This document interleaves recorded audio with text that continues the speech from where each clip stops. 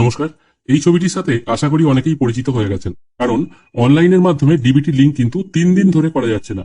NPCI এর official ওয়েবসাইটে এসে যখন আপনারা আপনাদের ডিবিটি লিঙ্ক চেক করতে যাচ্ছেন বা নতুন করে করতে যাচ্ছেন আধার সিটিং স্ট্যাটাস অপশনে ক্লিক করে, তখন কিন্তু দেখাচ্ছে সার্ভার ডাউন, যার ফলে কিন্তু করতে পারছেন না এই কাজটি। সকলেই চিন্তিত, এবার হয়তো আমরা আর অন্নপূর্ণা ভান্ডারে টাকা আর পাবো না। কিন্তু আপনারা হয়তো জানেন না, শুধুমাত্র অনলাইন নয়, অফলাইনের মাধ্যমেও কিন্তু এই কাজটি করা যায়। অবশ্য সেটি আপনাকে ব্যাংকে গিয়ে করতে হবে এবং যার অ্যাকাউন্ট তাকে নিজেকে যেতে হবে। এটা হচ্ছে সেই ফর্ম, এটা আপনারা ব্যাংক থেকে পেয়ে যাবেন, অথবা অনলাইনেও এই ফর্মটি আপনারা ফিল আপ করে ব্যাংকে জমা দিতে পারেন। ফর্ম, অ্যাকাউন্ট নাম্বার আর যার বই তাকে নিজেকে যেতে হবে। এবার এই ফর্ম আপনারা কি করে ফিল আপ করবেন? ফর্ম ফিল আপ করা অত্যন্ত ইজি। ফর্মের একদম ডান দিকে উপরে এখানে আপনাকে ডেটটা দিতে হবে যেদিন আপনি ফর্মটা জমা দেবেন। তারপর আছে টু দ্য ব্রাঞ্চ ম্যানেজার। এখানে আপনি যে ব্যাংকে গিয়ে আপনার আধারের সঙ্গে অ্যাকাউন্টটা লিঙ্ক করবেন সেই ব্রাঞ্চের নাম এখানে দিতে হবে, তারপর দিতে হবে ব্যাংকের নাম। প্রথমে ব্রাঞ্চের নাম, তারপর ব্যাংকের নাম। হ্যাঁ, জিনিসটা ভালো করে বুঝে নেবেন। দেখা গেল আপনি হয়তো ইউকো ব্যাংকে ডিবিটি লিঙ্ক করতে চাইছেন, তাহলে আপনাদের এরিয়ায় যে ব্রাঞ্চ আছে সেই ব্রাঞ্চের নামটা প্রথমে লিখবেন, তারপর নিচে লিখবেন ইউকো ব্যাংক। তারপর এখানে আছে ডিয়ার স্যার, দিয়ে আপনার অ্যাকাউন্ট নাম্বারটা এখানে সুন্দরভাবে স্পষ্ট আকারে লিখবেন। তারপর অ্যাকাউন্টে কি নাম আছে বা পাসবইয়ে আপনার যে নামটা আছে সেটা পরের ঘরে লিখবেন। আর এখানে বলা হয়েছে আপনি আধারটা সেটিং করতে চান এনপিসিআই ম্যাপিং এর মাধ্যমে ডাইরেক্ট বেনিফিট ট্রান্সফার এই সুবিধাটি গ্রহণ করার জন্য। আর নিচে আর একবার আপনার ব্যাংক অ্যাকাউন্ট নাম্বারটা এই ঘরটাই লিখতে হবে। আর একটু নিচে এখানে আপনার সিগনেচার হবে, আর যারা সিগনেচার করতে পারেন না তাদের টিপছাপ এখানে দিতে হবে, এই জায়গাটায় আর কি। এরপর অনলাইনের মতো এখানেও 3টি অপশন আছে। প্রথম অপশনটা হচ্ছে তাদের জন্য যাদের এর আগে কোনো ডিবিটি লিঙ্ক করা নেই, তারা ফার্স্ট টাইম ডিবিটি লিঙ্ক করছে। সেক্ষেত্রে তারা প্রথম অপশনটায় টিকমার্ক দেবে এবং এখানে যে ফাঁকা জায়গাটা আছে এখানে সেই নতুন ব্যাংক অ্যাকাউন্ট নাম্বারটা বা যে ব্যাংক অ্যাকাউন্ট নাম্বারটা দিতে চাইছে সেই অ্যাকাউন্ট নাম্বারটা এখানে লিখবে। এটা হচ্ছে শুধুমাত্র সেই কাস্টমারদের জন্য যারা ফার্স্ট টাইম ডিবিটি লিঙ্ক করছে। এখানে দেখুন লেখাই আছে who have not so far seeded account with NPCI mapper, যারা আগে কোনোদিন করেনি। এবারে চলে আসছি দ্বিতীয় আর তৃতীয় অপশনে। দ্বিতীয় অপশনটা হচ্ছে তাদের জন্য যাদের হয়তো দেখা যাচ্ছে স্টেট ব্যাংকেই দুটো অ্যাকাউন্ট আছে, এবার সে চাইছে ওই প্রথম অ্যাকাউন্টটা চেঞ্জ করে সেকেন্ড অ্যাকাউন্টটা ডিবিটি লিঙ্ক করতে। সেক্ষেত্রে তাদের জন্য এই সেকেন্ড অপশনটা। কোন ব্যাংক লিঙ্ক আছে সেটা এখানে পুট করতে হবে, ব্যাংকের নামটা এখানে দিতে হবে, তারপর পুট করতে হবে আইআইএন নাম্বার। এবার আইআইএন নাম্বারটা কি? এটা কি অ্যাকাউন্ট নাম্বার? না, এটা অ্যাকাউন্ট নাম্বার নয়।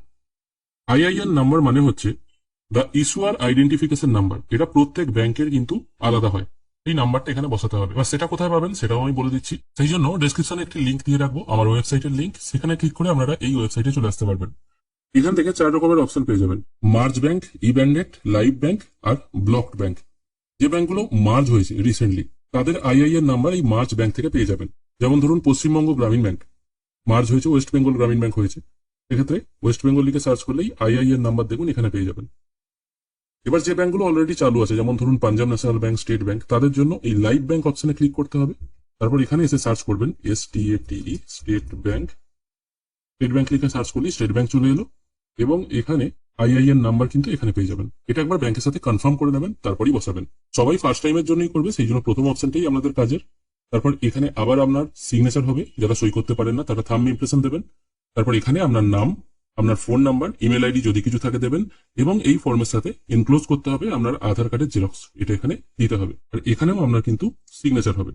এখন আপনাদের জন্য ছোট্ট একটি আপডেট, এখন বাড়িতে বসেই আপনাদের প্রতিষ্ঠানের GST registration, ITR filing, PAN card, passport এবং আপনাদের পছন্দ মতো বায়োডাটা তৈরি করতে পারবেন সামান্য কিছু খরচের বিনিময়ে। ডেসক্রিপশনে আমি এই ওয়েবসাইটের লিঙ্ক দিয়ে রাখবো।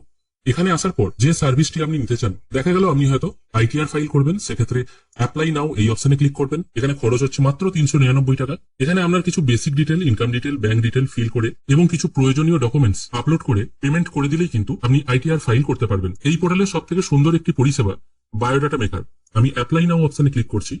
এখানে বিভিন্ন রকমের বায়োডাটা ডিজাইন আছে, খরচ মাত্র 11 টাকা। 11 টাকা আপনাকে পেমেন্ট করতে হবে। পেমেন্ট করে এখানে আপনার বায়োডাটায় আপনি যে সমস্ত জিনিসগুলো রাখতে চান এখানে টাইপ করে দিলেই আপনি আপনার পছন্দ মতো বায়োডাটা জেনারেট করতে পারবেন। তাছাড়া প্যান কার্ড, পাসপোর্ট অ্যাপ্লাই এই সমস্ত জিনিসগুলো তো আছেই, এছাড়া আরো নতুন নতুন পরিষেবা কিন্তু এখানে অ্যাড হবে। ডিসক্রিপশনে দেওয়া লিঙ্ক থেকে আপনারা সরাসরি এই ওয়েবসাইটে চলে আসতে পারবেন। কোনো রকম অসুবিধা হলে হেল্পলাইন নাম্বার ওপরেই দেওয়া আছে। এবার চলে আসছি মূল ভিডিওতে।